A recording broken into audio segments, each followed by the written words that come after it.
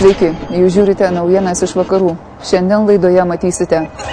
Užduotis statistiniam Lietuvos piliečiui, kaip išgyventi artėjančią žiemą.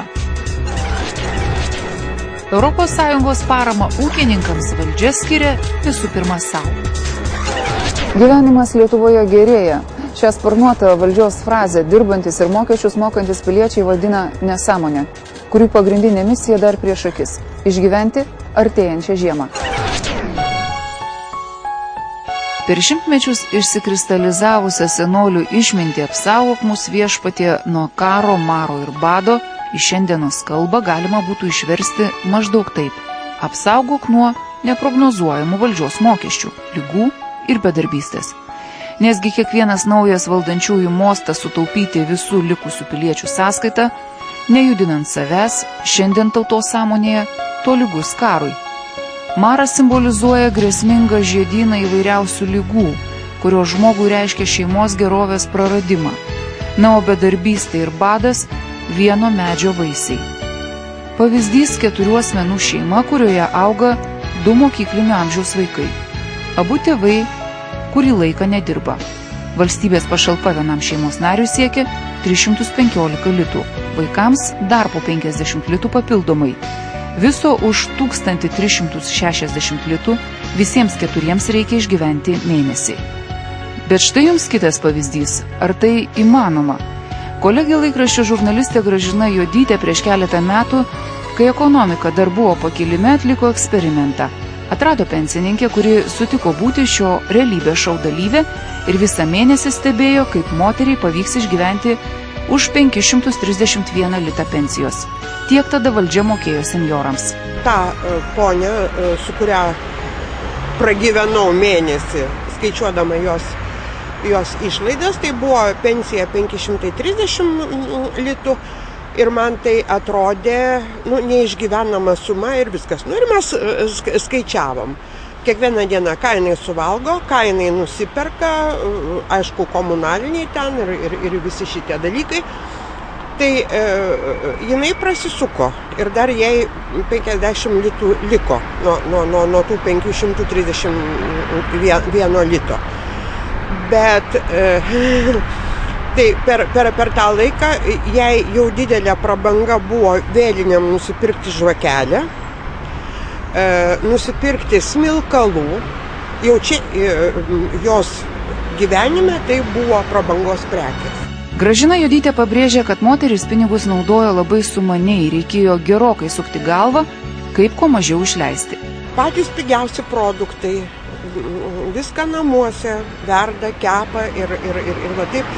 Bet čia buvo prieš keliarius metus, tai šildymas nebuvo brangus, toksai elektra nebuvo brangi. Dabar, kai pensininkų yra apkarpytos išlaidos ir kainos auga, aš nežinau, gal reikės vėl iš naujo pakartoti eksperimentą, kaip išgyventi už tas apkarpytas pensijas dabar. Ir ne tik taip pensininkam, bet ir daugiavaikiam šeimom ten, kurių pagrindinės pajamos yra už tos irgi apkarpytus auginimo pinigus vaikeliams. Nelabai įsivaizduoju, kaip reikia. Optimizmu netrykštų. Optimizmu jau daugybę metų netrykšta ir daugiavaikės šeimos. Klaipėdos vaikų teisių apsaugos tarnybos vadovė Gražina Aurilienė sakė, kad paskutiniais metais gerokai padaugėjo būtent dėl skurdo į socialinės rizikos grupę įtrauktų šeimų skaičius. Turiu vakar dienos tokią istoriją, iš tikrųjų yra šeimoje 3 vaikai, moteris viena išlaiko vaikus, neturi darbo ir vakar, kai tik diskutavom, išsprendėm problemą, ką daryti. Nors ir visas socialinės išmokas gauna, bet tiesiog neužtenka vaikus pamaitinti, nėra pinigų. Ką reiškia vaikui augti tokioje šeimoje? Būtent ties skurdo riba.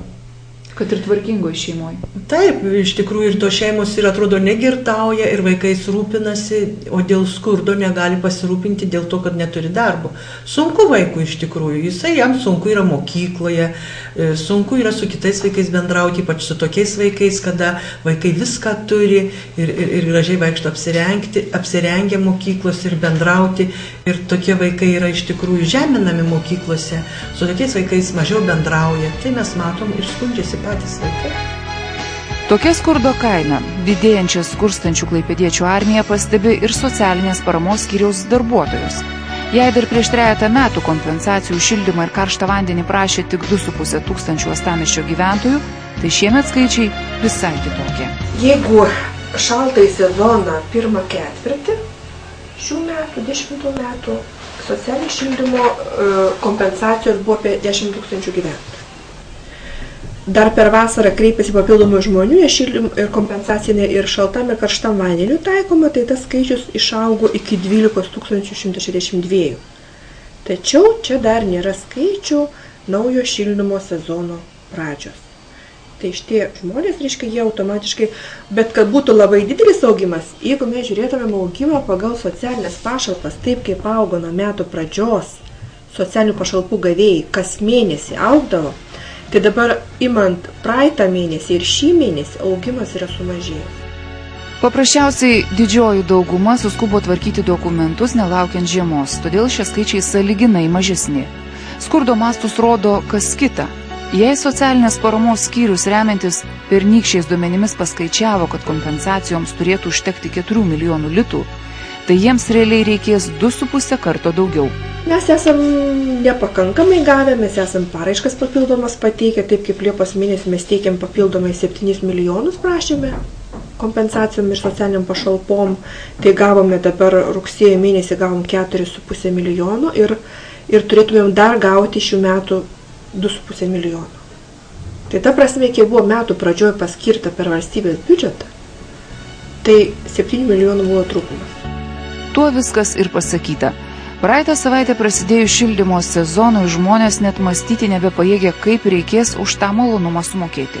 Kiek pasiskaičiau, tai žada vėl labai šaltą žiemą, vadinasi, bus kūrenama pilnu tempu, vadinasi, mokesčiai už šildymą bus labai dideli ir ne tik tai už šildymą, ir jeigu toliau kils maisto produktų kainos, jau dabar redakcijai eina tokie pasiūlymai, kad tiesiog boikotuoti didžiosius prekybos centrus, pirkti turguje, pirkti iš mažųjų parduotuvėlių, kad sustabdyti tą kainų kilimą. Ir tarkim, jeigu visa Klaipėda, visa Lietuva susimoko 2 savaitės neinam į didžiosius prekybos centrus, ką jie tada darytų? Dalis žmonių jau taip ir daro, bet apie tai vėliau. Dar vienas pavyzdys – Gargžduose gyvenančios Danguolės Ruškienės šeima. Pačios šeimą būtų galima vadinti statistinė šeima, ar ne? Na, aš manau, kad taip, kodėl ne. Dabar netgi, sakyčiau, esam tokia aktuali šeima. Vienas dirba, vienas bedarbis, 2 vaikai ir šuo. Nu, tai aš manau, kad statistinė pakankamai šeima. Tai va tai, kas dabar vyksta, tie kainų kilimai, iš tikrųjų, ką pastebėjot? Ta prasme, žiūrint į šeimos biudžetą, ką pastebėjom, yra dalykų, kurių atsisakėm, bet tai jų atsisakėm jau pakankamai seniai, kai prasidėjo galbūt apskritai, kai pasikeitė kainos, tai čia buvo dar prieš krizę, kai pabrango paslaugos, pabrango kavinėse kainos pasikeitė, tai buvo tiesiog dalykų, kurių atsisakėm, kurie nebuvo tokie aktualūs, kurių buvo galima atsisakyti. Tik ne maisto. Jo šiandien Danguolė šeima dar neriboja. Maistą žiūrim, gal dabar jau žiūrim, kur pigiau nusipirkti, bet kadangi vaikai maži, taigi jiems reikia normalaus maisto, kruopomis nemaitinsi. Tai pradėjom lankytis tokiose parduotuvėse, kur, tarkim, specializuotos mėsos parduotuvės, ne supermarketai, kur yra gamintojo, kaip teigiama, kainomis, šiek tiek mažesnės kainos. Todėl, kad bent jau šiuo metu yra daugiau laisvo laiko negu pinigų, taigi kažkaip tai pasiskirstom. Kadangi aš esu laisva, tai aš dabar esu maisto tiekėjas, anksčiau, kai aš dirbau, vyras tuo užsiėmė. Bet tuo metu galėjom pirktis ir supermarketuose. Paskutiniais statistikos departamento duomenimis rugsėjį prekės ir paslaugos nuo metų pradžios pabrango vos 1%. Tačiau pažvelgus į būtiniausių maisto produktų brangimo lentelę, matome visai kitus skaičius. Pavyzdžiui, nuo naujų metų, tai iš maisto produktų daugiausia pabrango kruopos, tai yra beveik 47%, sakykime, 28% kakava, 11% kava, 8% su trupučiu, aišku, aš čia apalinant sakau, pienas, pieno produktai, sviestas, sūriai. Tai yra, aišku, atsveria šiek tiek papigusios kultūros poilsio, tiek prekių, tiek paslaugų kainos, taip pat ryšių, tiek prekių, tiek paslaugų kainos kaip sezono. Na ir tas, aišku, kad savaime duoda, jeigu daržovės vietinės jos tiesiog, sakykime, ir pabrango, bulvės 15%, tačiau tokios rugsėjo mėnesį jau net daržovės kaip pomidorai, agurkai 40% pabrango. Tačiau vynuogės, jos atpigo beveik 20%. Tačiau vien vynuogėmis gyvas nebūsi, o jų pigimas laikinas. Visgi didžiausias rūpestis šiandien – šildymo kaštai, kurie šeimų kišenes visų svorių užgrius jau kitą mėnesį. Nors Klaipėdos energijos tiekiama šiluma klaipėdiečiams ir gargždiškiams nėra pati brangiausia regione, vis dėlto žmonėms akis badė savivaldybės valdomos įmonės, vadovų kiekis ir jų atlyginimai. Žmonės buvo čia dar vasarą pasipiktinę, kiek yra direktorių, kokios jų yra algos ir taip toliau. Iš tikrųjų, kas nors buvo čia Suprantat, aš visada pasakau taip, atleiskim visus darbuotojus, eikim kiekvieną dieną, pečkuriu kiekvienas gyventojus ir vis tiek mūsų kaina bus didelė. Mes žiūrėkim truputėlį plačiau į tuos dalykus, o ne užsiciklinkim ant tokių mažų dalykų. Maži dalykai tai 7 įmonės direktoriai, kurių vidutinė alga 8713 litų per mėnesį. Per metus jiems sumokama 745 tūkstančiai litų. Klaipėdos energijos valdybos pirmininkė Judita Simonavičiūtė pabrėžė, kad nuo 21 cento šilumos kainos tik 4 centai sudaro administravimo išlaidas.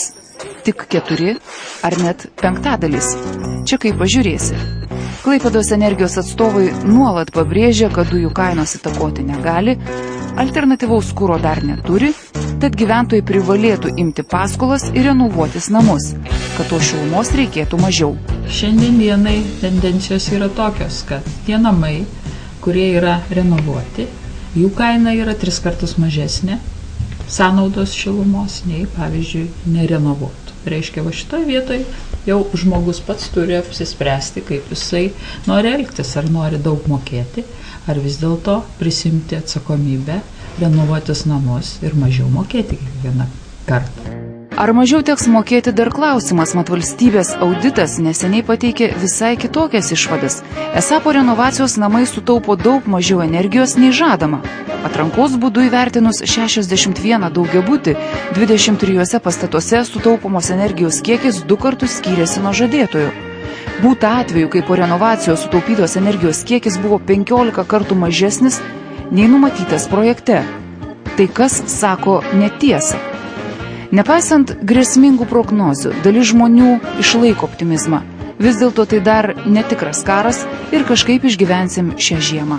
Na, aš nemanau, kad kažkas keisis. Taigi tas brangimas jisai yra jau laipsniškas ir žmonės pakankamai adaptavosi prie to. Aišku, apkarpys galbūt va tokias tradicijos dings kaip pietus sekmadieniniai kavinėse, ar tarkim mažiau lankysim pramoginių renginių su vaikais. Bet kiekviena šeima pasiskaičiuoja, kaip jie gaunasi. Taigi tos kainos jos nenukrenta staiga, visi tam ruošiasi. Kažkiek pasitaupo ir per vasarą. Nemanau, kad kiltų didelių problemų. Galbūt problemos kils tiem žmonėms, kurie apskritai jokių pajamų neturi, kurie vien iš pašalpų gyvena. Tokia nežinomybė daugumai šeimų, tačiau nepaisant to, žmonės turi viltį net tada, kai yra begėdiškai apgaudinėjami ir apiplėšiami ne tik valdžios, bet ir turčių saujelės.